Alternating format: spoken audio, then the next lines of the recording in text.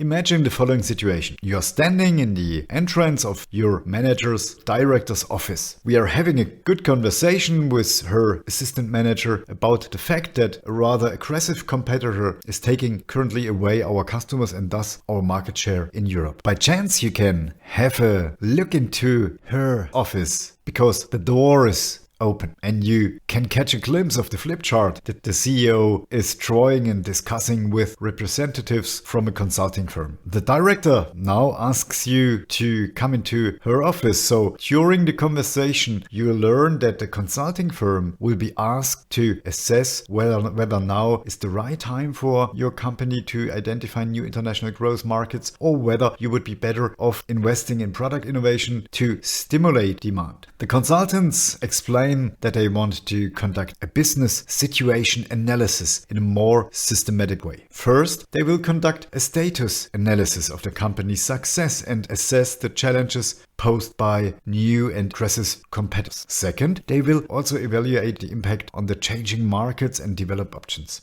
They will look into how to proceed and what should happen next. And third, they will assess the opportunities and threats. What is the biggest threat from the competitor? What does it mean in terms of cost? What does it mean in terms of customer satisfaction? And congratulations, you will be assigned by the CEO to lead this project in-house and to help the company to compile all the data. Your job is from now on a very bright and strategic job.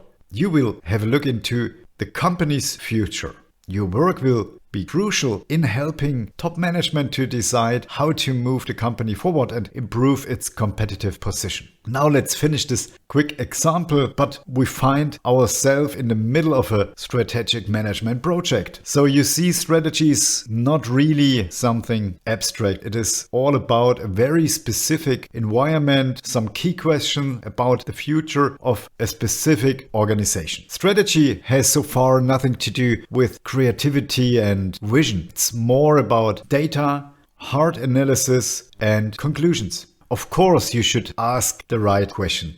Often, senior managers or business leaders who are at the top of the organization will answer those questions for you, usually because they have the role in the company with the most power and with the most influence. They should know how to measure success and how to deal with certain complex competitive situations.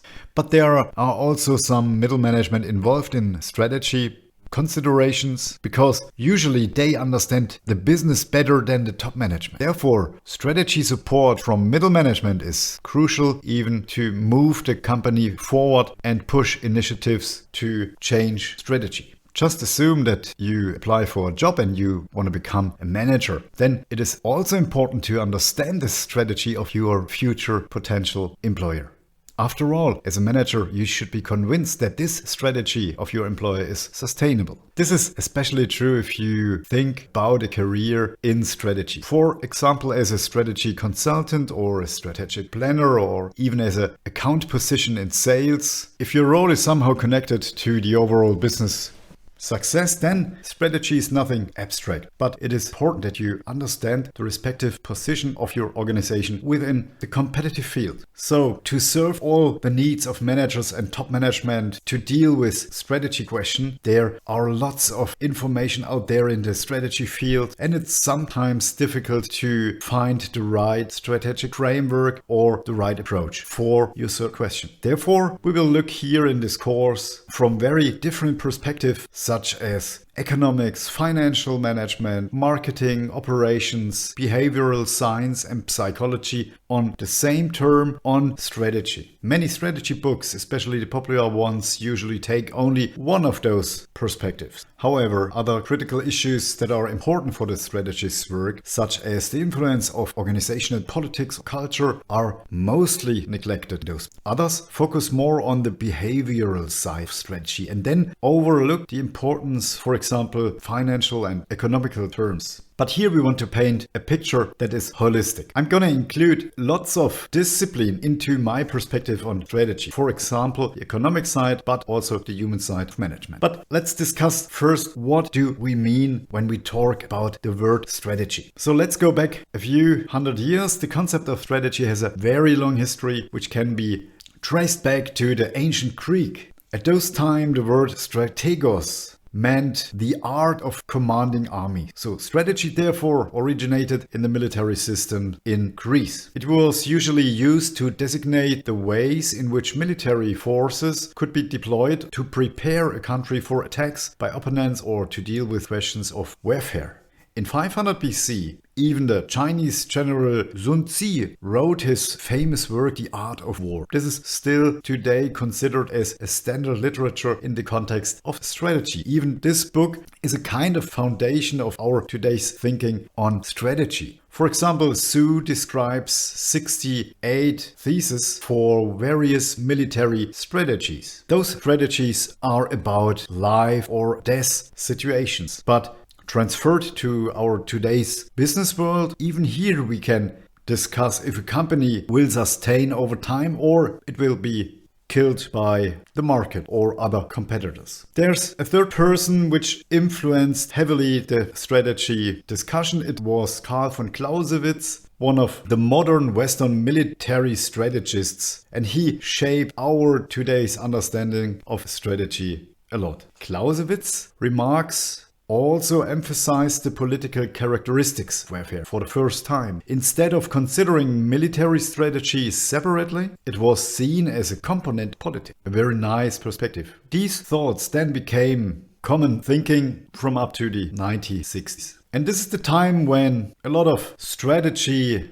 researchers and theorists started to explain different aspects on strategy in business. For example, there is Alfred Chandler. Maybe you've heard the saying structure follows strategy. This is one sentence from Chandler's book and Chandler's understanding of strategy. And this shaped our understanding of strategy even until today. Since then, more and more approaches have been developed and the strategy discipline differentiated more and more. So as you know, today we speak about digital strategy, marketing strategy, production strategy, sourcing strategy, sustainable strategy, and so on and so on. But since we have such a lot of different meanings, it's hard to understand what is the core of strategy. And most authors or people which talk about strategy doesn't make a difference if it's a pure ambition, wishful thinking, or a real business strategy behind. And I'm gonna introduce you to one of my favorite authors, Richard Rummelt. He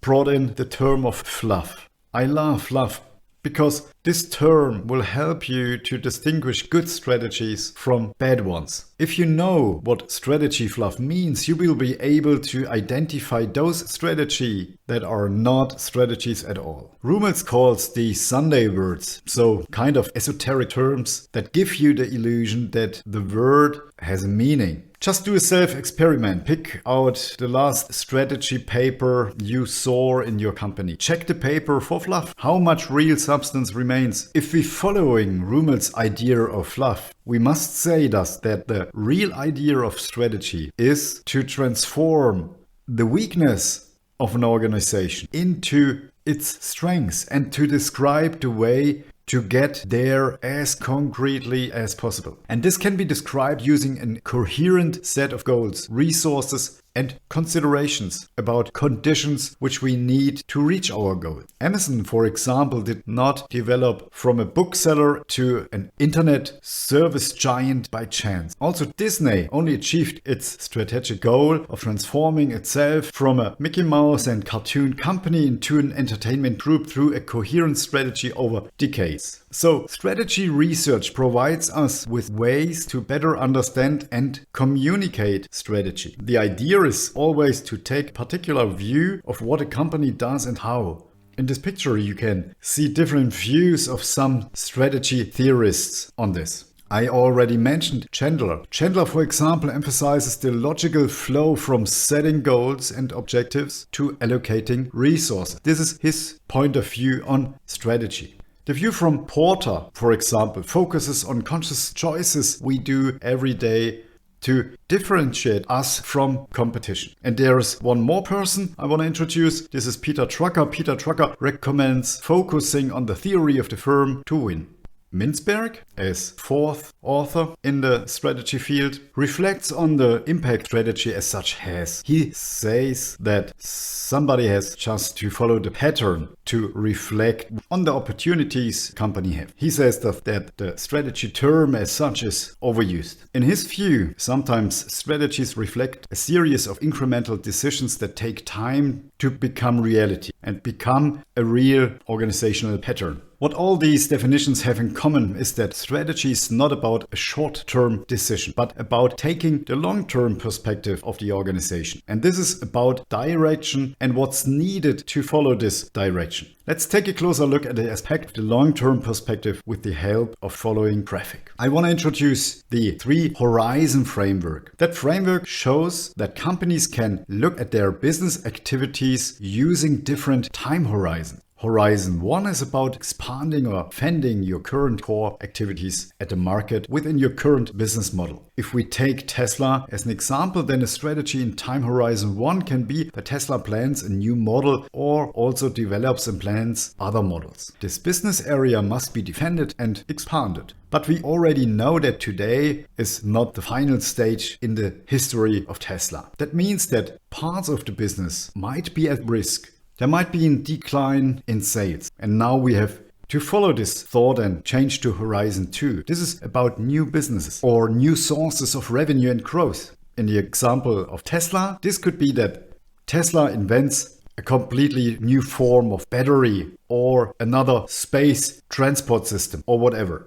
Finally, it is about business strategy as such in Horizon 3. This horizon is a more open-ended horizon with a very uncertain outcome. Here we see typically high-risk research or high-risk development programs, startups, test markets, pilots, etc. For Tesla, this could be a complete new solar electric initiative worldwide, whatever, or bringing the Hyperloop in each and every city. For a fast-moving company like Tesla, Horizon 3 could yield profit in just a few years. In another company setting where research and development takes time, Horizon 3 could be a few decades from now in the future. The second thing is that we also need a direction. Tesla is an electric car manufacturer. Sometimes a strategic direction only reveals itself as a coherent pattern over time. Typically, however, managers and entrepreneurs try to set the direction of their strategy according to long-term goals. In private sector organizations, this often consists of maximizing profits for their shareholders. Profits, however, do not provide strategic direction. In the current market landscape, Tesla stands out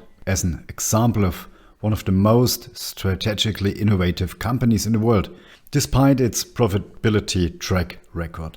As you see in this chart, in recent financial periods, Tesla has not consistently delivered profits, but it has managed to establish itself as a global market leader in the electric vehicle industry. In the private sector, profit is not always the only criteria by which a good or bad strategy can be measured. The goal behind the strategic direction may be different from those of investors and shareholders. Let's move on to the third and last aspect, the organization. In strategy work, it's important to look inside the organization and keep in mind which internal and external stakeholders there are that related to our plans. Companies are not isolated entities, but often depend on other interests of other people, communities and such.